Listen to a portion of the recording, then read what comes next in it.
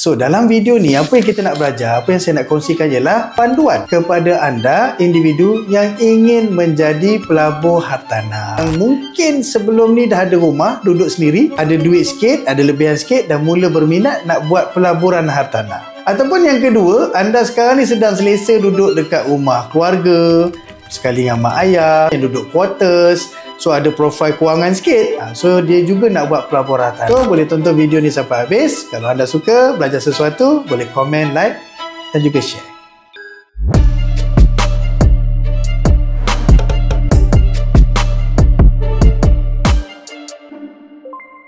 So, sebagai pelabur hartanah ni kan, kalau pada pandangan saya lah, sepanjang pengalaman saya buat pelaburan, duk uruskan pelaburan, duk jual beli hartanah dan sebagainya, saya lihat menjadi seorang pelabur ni, dia ada 5 perkara yang kita kena sediakan dengan baik. Yang kita kena lihat, dia jadi macam turutan langkah dan juga boleh jadi sebagai checklist. Yang pertama, kenal pasti dengan baik profil kewangan semasa anda. Pasal seorang individu dengan individu yang lain, profil kewangannya lain-lain. Jangan ikut selera investment orang lain. Sedangkan kita tak tahu berapa bajet dia, gaji sebulan dia berapa, komitmen dia berapa dan berapa lebihan sesuai yang dia ada untuk buat investment. Ramai sangat yang telah terciduk, tersalah invest dan sebagainya kerana terikut-ikut tu. So dekat sini kena hati-hati. Kerana apa? Dalam dunia pelaburan ni tak semuanya selalunya indah.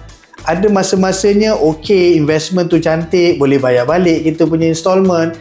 Ada kalanya tak boleh. So dekat sinilah yang dia akan mengganggu gugat kedudukan dan kestabilan kewangan semasa kita. Contohlah saya ada pendapatan kasar sebanyak RM5,000.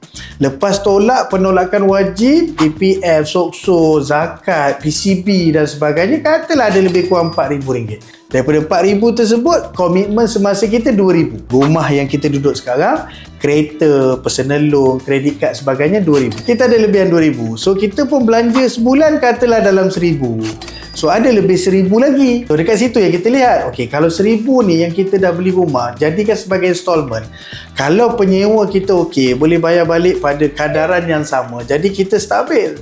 Dia tak ganggulah kita punya cash flow semasa. Bagaimana kalau tak ada penyewa? Dekat situ yang jadi kebimbangan yang perlu kita ambil kira. Yang kedua, di mana kita nak invest?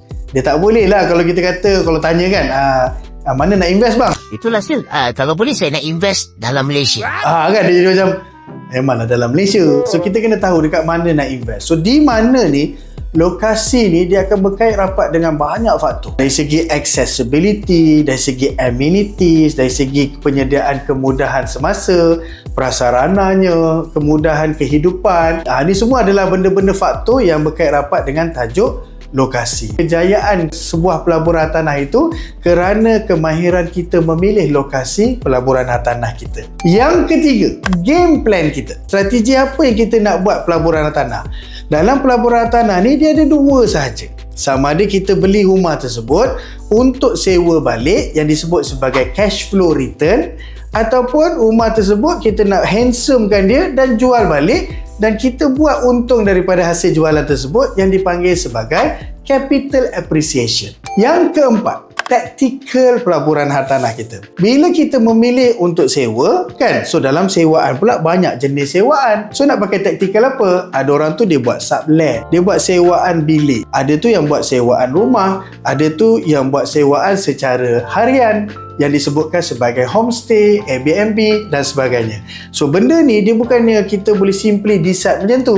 Dia akan berbalik kepada kemahiran kita membaca kesesuaian kawasan. Tak semua kawasan sesuai untuk buat homestay. Tak semua kawasan sesuai kita nak buat sewaan bilik, sublet dan sebagainya. So pengetahuan tentang lokasi pasaran pelaburan hartanah kita tu sangat-sangat penting dalam faktor yang keempat ni. Yang kelima, yang terakhir sekali, sebagai pelabur hartanah sudah tentu anda kena mula kenali diri sebagai seorang businessman. So bila businessman ni yang buat property investment, tak boleh elak daripada iaitu menguruskan pelaburan. So kalau orang sewa, cara pengurusan pelaburan tersebut dengan tenancy agreementnya, dengan dia punya spreadsheetnya, bila bayar sewanya, so nak kena pergi tengok kalau ada kerosakan, itu dipanggil sebagai pengurusan pelaburan. So itulah guys, 5 perkara sudut pandang, langkah checklist yang anda kena tahu wahai pelabur-pelabur hartanah muda sekalian. Diharap video ni membantu guys. Okey, insya-Allah sedikit sebanyak daripada video ini, pembelajaran ini membantu anda untuk buat pelaburan hartanah dengan baik dan sudah tentu mendapat pulangan yang baik. Jangan lupa like, komen dan juga share. Jumpa ada the next video. Thank you very much. Steady.